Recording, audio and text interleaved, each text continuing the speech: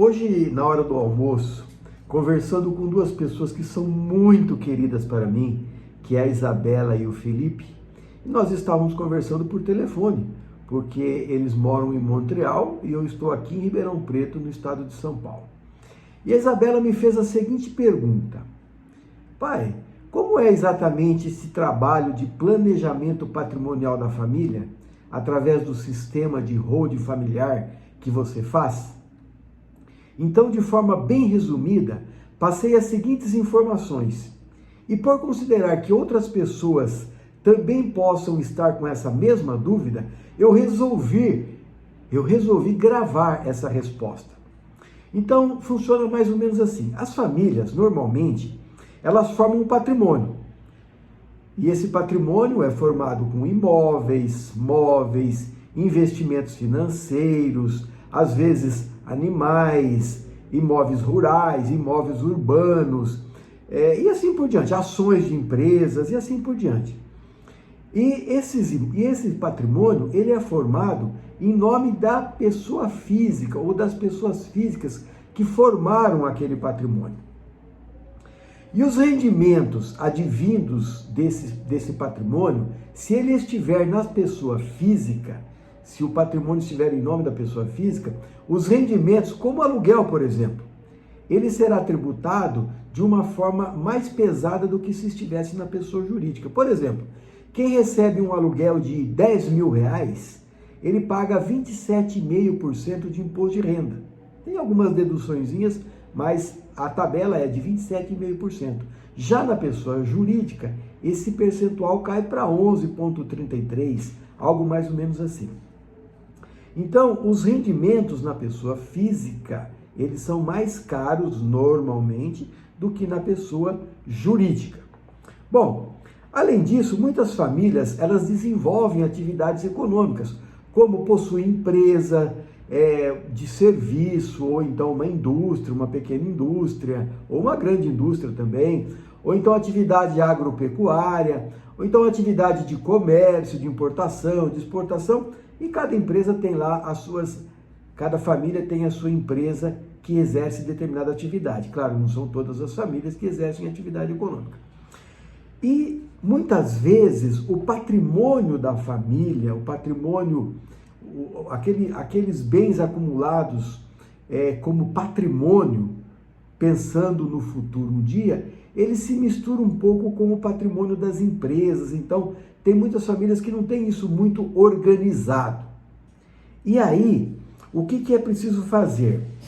É nesse momento que é preciso de analisar, de fazer uma estruturação para separar o que é patrimônio de investimento, o que é o patrimônio familiar, do patrimônio das empresas. Então, é preciso fazer essa separação. E, além disso, quando o patrimônio está em nome de pessoa física, em nome daquelas pessoas que constituíram, e se essas pessoas vierem a faltar, ou quando elas não estiverem mais aqui, os filhos, obrigatoriamente, terão que fazer inventário. Ou seja, para os filhos acessarem esse patrimônio da família, eles terão que fazer o inventário. E inventário sempre é um custo muito alto.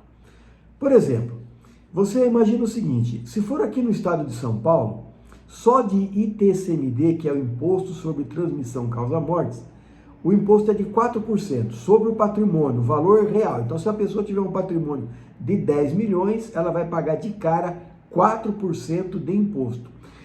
Se esse patrimônio for em outro estado, por exemplo, no estado do Rio de Janeiro, esse patrimônio, o ITCMD, ele será de 8%. Com essa mudança que está para acontecer, essa reforma tributária, tem um artigo lá que consta o seguinte, no projeto de lei, que ainda não é lei, né? Que esse imposto ele será gradativo. Então, quanto maior o patrimônio, maior será o imposto. Não sabemos ainda com qual alíquota, mas haverá sim uma alíquota diferenciada aí depois da reforma tributária. Alguma modificação aí deverá vir sim. Então veja que só com impostos é de 4% a 8%, depois tem honorários advocatícios, às vezes as pessoas não estão preparadas para isso, aquela família não está preparada para isso e precisa vender uma parte do patrimônio, e aí quando ela vai vender uma parte de patrimônio, ela vê que oferecem algum valor com deságio, né? Então oferece menos do que aquele patrimônio vale, porque ainda não está regularizado, então acaba se consumindo no momento do inventário de 15 a 35, 40%, a depender da situação daquela família. E também, ao realizar o inventário, verificam que há bens para serem regularizados, como falta de escritura ou de registro no cartório de registro de imóveis. Então, às vezes a pessoa, né, aqueles pais, né, compraram um apartamento ou uma sala comercial, um salão comercial e acabaram não fazendo o registro daquele imóvel no cartório de registro de imóveis, ou até nem fizeram a escritura, compraram um apartamento na planta e acabaram não fazendo a escritura e depois o registro. Então, tudo isso é verificado nesse momento do inventário. Mas, quando se trabalha com holding familiar, é a regularização de tudo isso que nós buscamos fazer. Então, o que acontece? Além do patrimônio familiar que encontrava-se em nome da pessoa física, quando nós trabalhamos com uma holding familiar ou com planejamento patrimonial, nós pegamos e fazemos o seguinte: vamos analisar todo o patrimônio. Então a pessoa vai fazer, nós chamamos até de sessão de viabilidade, né? Vai analisar qual que é a situação, e aí nós vamos ver o que é melhor, analisando todos os pontos de legalidade, obviamente, e também para buscar uma melhor eficiência tributária. Então o que nós fazemos nesse momento? Primeira coisa, fez-se a análise e viu que é o caso de regularizar algum imóvel. Tem imóvel que tem matrícula para regularizar, tem imóvel que tem escritura para regularizar, então vamos regularizar esse imóvel. Aí depois tem algum outro patrimônio que precisa ser regularizado de alguma forma, vamos regularizar esse imóvel. Vamos criar, então cria-se uma pessoa jurídica e transfere o patrimônio da pessoa física para a pessoa jurídica. Nós chamamos de integralização de capital. Então nós integralizamos aquele patrimônio dentro de uma pessoa jurídica. E nessa integralização, há uma previsão constitucional que não há incidência do ITBI. Já existe aí algumas divergências no Poder Judiciário, tem uma decisão aí do Supremo Tribunal Federal, onde ele acaba incidindo, né, o ITBI sobre a diferença, mas para isso também existem algumas alternativas, mas a realidade é que a Constituição Federal ela prevê a não incidência do ITBI no momento da integralização do patrimônio no capital social de uma pessoa jurídica. E também, o que nós fazemos? Atendendo o desejo e a necessidade daquela família, é preparado a doação das cotas desta nova empresa aos filhos, aos herdeiros. Então, os pais, eles ficam com a administração da empresa, eles ficam com usufruto sobre aquelas cotas, porém as cotas são transferidas aos filhos. Isso nós chamamos de planejamento sucessório. Para quê? Para evitar que tenha que se fazer o inventário.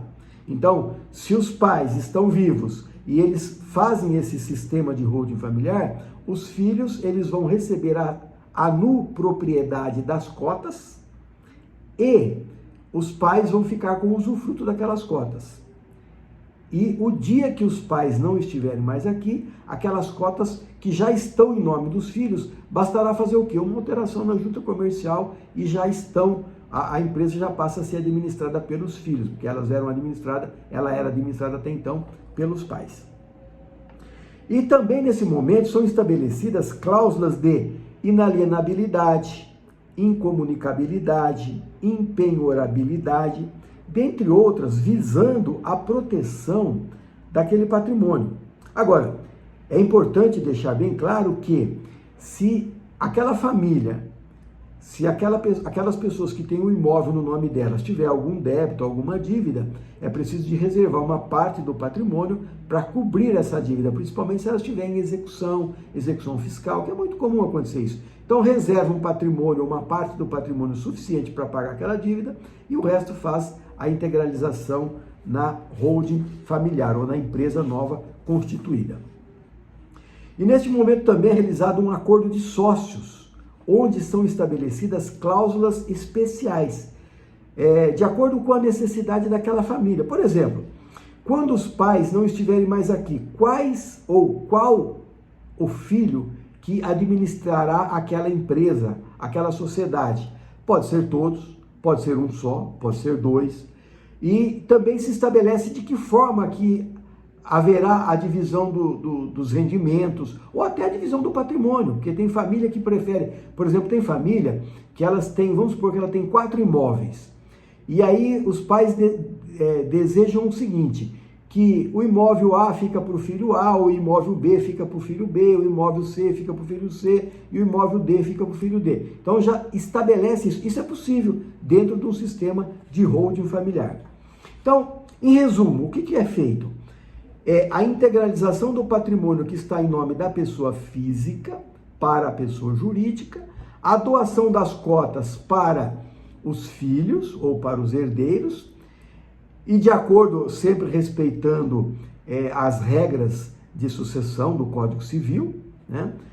A gente ouve qual que é a vontade da família, o que a família realmente deseja. Eu desejo que seja feito assim, assim, assim. Aí nós vamos analisar se está dentro das normas legais, e dentro das normas legais a gente faz aquilo que é o desejo da família.